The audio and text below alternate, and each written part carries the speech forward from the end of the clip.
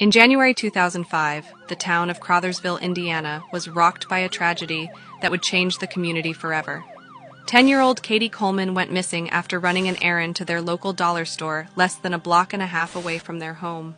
She had made this journey many times before, and her mother was always at ease knowing that Crothersville was a small town, with a low crime rate, where everyone knew everyone and everybody looked out for one another. But on this day, fate had dealt them a cruel hand, and the people of Crothersville were left reeling from the heart-wrenching tragedy that would change their town forever. Little Katie Coleman never made it home that afternoon, and despite the community's best efforts to try and track her down, her body was unfortunately discovered 5 days later, in a creek in the Cypress Lake area, around 19 miles from her home. Her hands were cruelly bound behind her back with a slip knot, a sadistic knot that tightened with every desperate struggle to escape.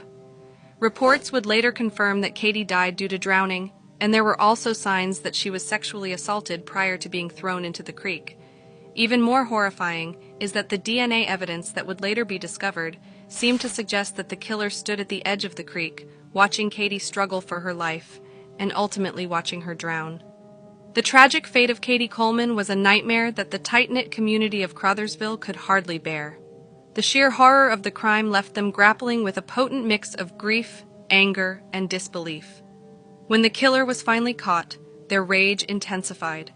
The community seethed with fury at the identity of the monster who had destroyed a young life and shattered a family. They demanded the harshest punishment possible, knowing full well that it could never undo the unspeakable horrors that had been inflicted upon Katie. Despite the community's quest for justice, they knew that nothing could ever truly make up for the life that had been taken away so brutally.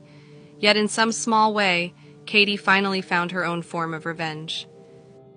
This is the heartbreaking true crime story of Katie Coleman.